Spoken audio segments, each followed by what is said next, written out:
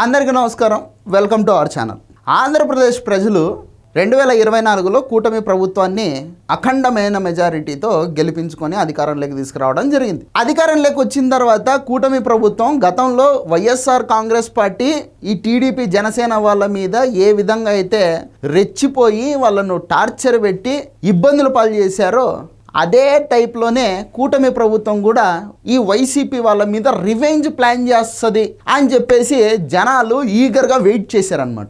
కానీ unfortunately CM సీట్లో ఉన్నది చంద్రబాబు నాయుడు కాబట్టి మెజారిటీ పీపుల్ ఫిక్స్ అయిపోయారు. చంద్రబాబు నాయుడు ఇట్లాంటివన్నీ చేసేది ఎప్పుడులే, ఈ రివెంజ్ పాలిటిక్స్ని పెద్దగా ఆయన ఎంకరేజ్ చేయడు కాబట్టి సప్పగా సాగిపోతుంది ప్రభుత్వం.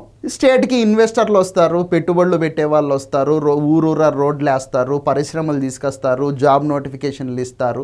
ఇంకా ఈ సంక్షేమ పథకాలు కూడా వాళ్ళు ఏదో చెప్పినవి చేసుకుంటా పోతారే తప్ప పెద్దగా ఈ రివెంజ్ పాలిటిక్స్ ఉండవు చంద్రబాబు నాయుడు ముఖ్యమంత్రిగా ఉంటే అని బాబు గారిని తొలుత నుంచి అబ్జర్వ్ చేస్తూ వస్తూ ఉండేటటువంటి ప్రజలు మాట్లాడుకుంటూ ఉన్నారు. కానీ కొత్తగా పాలిటిక్స్ని అబ్జర్వ్ చేసే వాళ్ళు ఏంట్రా అంటే గతంలో జగన్మోహన్ రెడ్డి ఈ టీడీపీ వాళ్ళను ఈ విధంగా హెరాస్ చేశాడు కదా, ఇప్పుడు లోకేష్, ఈ చంద్రబాబు, ఈ పవన్ కళ్యాణ్ వీళ్ళంతా కలిసి అదే విధంగా వైసీపీని హెరాస్ చేస్తారని చెప్పేసి కొంచెం ఎక్స్పెక్ట్ చేశారు.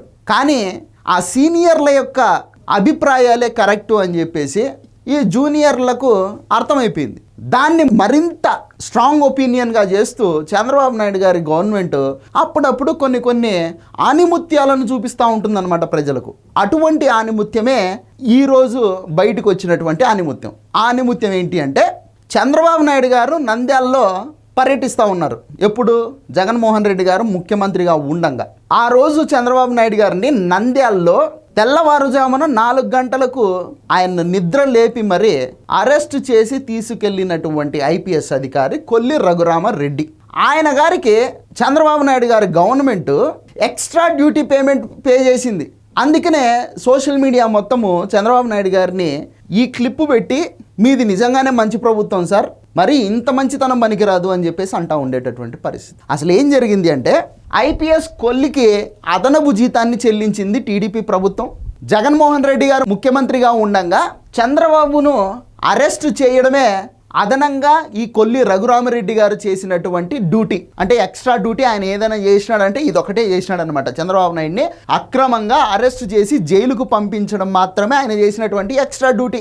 ఈ కొల్లి రఘురామరెడ్డికి జగన్మోహన్ రెడ్డి గారు అప్పజెప్పినటువంటి అదనపు డ్యూటీలు, ఎక్స్ట్రా డ్యూటీస్ ఏమన్నా ఉన్నాయి అంటే తెలుగుదేశం పార్టీ నాయకులను, కార్యకర్తలను హెరాస్ చేయడమే ఆయన గారికి జగన్మోహన్ రెడ్డి గారు అప్పగించినటువంటి ఎక్స్ట్రా డ్యూటీస్ అన్నమాట. ఆ ఎక్స్ట్రా డ్యూటీలను చాలా సమర్థవంతంగా నిర్వహించినటువంటి ఈ రఘురామరెడ్డి గారికి చంద్రబాబు నాయుడు గారి ప్రభుత్వం వాహ్ సూపర్, మీరు చాలా చక్కగా మీ పర్ఫార్మెన్స్ని చూపించారు మీ యొక్క డ్యూటీలో, కాబట్టి మీకు ఏదైతే రావాల్సినటువంటి పెండింగ్ బకాయిలు ఉన్నాయో వాటన్నిటినీ మేము క్లియర్ చేస్తాము అని చెప్పేసి మొత్తం పేమెంట్లు చేయడం జరిగిందనమాట. అందుకనే నాకు తెలిసిన ఒక వ్యక్తి ఏమంటాడంటే డబ్బులు ఇచ్చి కొట్టించుకోవడంలో చంద్రబాబుని మించినోడు ఎవ్వడూ లేడు ఈ ప్రపంచంలో అని చెప్పేసి అంటుంటాడనమాట. అప్పుడప్పుడు నాకు కూడా అలాగే అనిపిస్తుంటుంది, కాకపోతే బహిరంగంగా నేను ఎప్పుడు చెప్పను. వాస్తవానికి ఈరోజు చంద్రబాబు నాయుడు గారి స్థానంలో ఒకవేళ జగన్మోహన్ రెడ్డి కనుక ఉండుంటే ఈ కొల్లి రఘురామరెడ్డిని ఆయన ప్లేస్లో ఉంచేవాడా, అసలు డ్యూటీలో ఉండనిచ్చేవాడా? ఏబి వెంకటేశ్వరరావు గారు అని చెప్పేసి ఒక మాజీ ఐపీఎస్ అధికారి ఉన్నాడు. తెలుగుదేశం పార్టీ గవర్నమెంట్లో ఆయన ఇంటెలిజెన్స్ చీఫ్గా పనిచేశాడనమాట. జగన్మోహన్ రెడ్డి గారి మీద ఎయిర్పోర్ట్లో కోడి కత్తితో దాడి జరిగింది. అది చేసింది శ్రీనివాస్ అనేటటువంటి జగన్మోహన్ రెడ్డి గారి అభిమానే. దాన్ని అడ్డం పెట్టుకొని రాష్ట్రంలో అల్లర్లు సృష్టించి గవర్నమెంట్ మీద విపరీతమైనటువంటి వ్యతిరేకత తీసుకొని వచ్చి రాజకీయంగా లబ్ధి పొందుదామని కుట్ర చేశాడు జగన్మోహన్ రెడ్డి గారు ఆ టైంలో. దాన్ని ముందే పసిగట్టినటువంటి ఈ ఇంటెలిజెన్స్ చీఫ్ ఏబి వెంకటేశ్వరరావు గారు రాష్ట్ర వ్యాప్తంగా అటువంటి ఘటనలు ఏవి జరగకుండా చర్యలు తీసుకొని జగన్మోహన్ రెడ్డి గారు వేసినటువంటి పాచికని పారకుండా చేశాడనమాట. తర్వాత ఇక బాబాయ్ మర్డర్ జరిగింది. అఫ్కోర్స్ దాన్ని అడ్డం పెట్టుకొని సింపతి బాగా కొట్టేసి అధికారంలోకి రావడం జరిగింది. వచ్చి రాగానే ఈ ఏబి వెంకటేశ్వరరావును టార్చర్ చేయడం మొదలుపెట్టాడు జగన్మోహన్ రెడ్డి. ఆయనకు పోస్టింగ్ ఇవ్వకుండా 5 సంవత్సరాల పాటు ఆయన సర్వీస్ని ఇంటికే పరిమితం చేసేటట్లు చేశాడు. ఎంతలా టార్చర్ చేశాడంటే ఏబి వెంకటేశ్వరరావుని, ఇంకా అది చెప్పనలవి కాదు.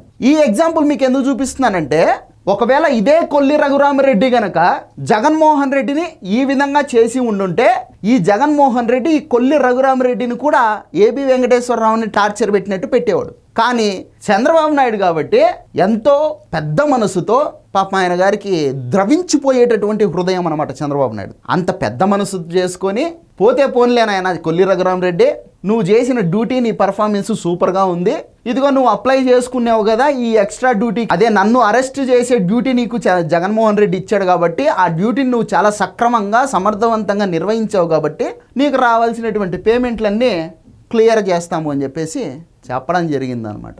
సో ఫైనల్గా కొల్లి రఘురామరెడ్డి గారు హ్యాపీ. దీన్ని చూసిన తర్వాత అందరూ ఏమంటున్నారంటే, నిజంగానే ఇది మంచి ప్రభుత్వం చంద్రబాబు నాయుడు గారు, సంతోషంగా ఉండండి అని చెప్పేసి అంటూ ఉన్నారు. ఈ వీడియో మీద మీకేమనిపిస్తుందో కామెంట్ల రూపంలో అయితే ఖచ్చితంగా తెలియజెప్పాలి. ఇది వీడియో. ఈ వీడియో నచ్చితే లైక్ చేయండి, సబ్స్క్రైబ్ చేయండి, షేర్ చేయడం మాత్రం మర్చిపోద్దు. Thank you.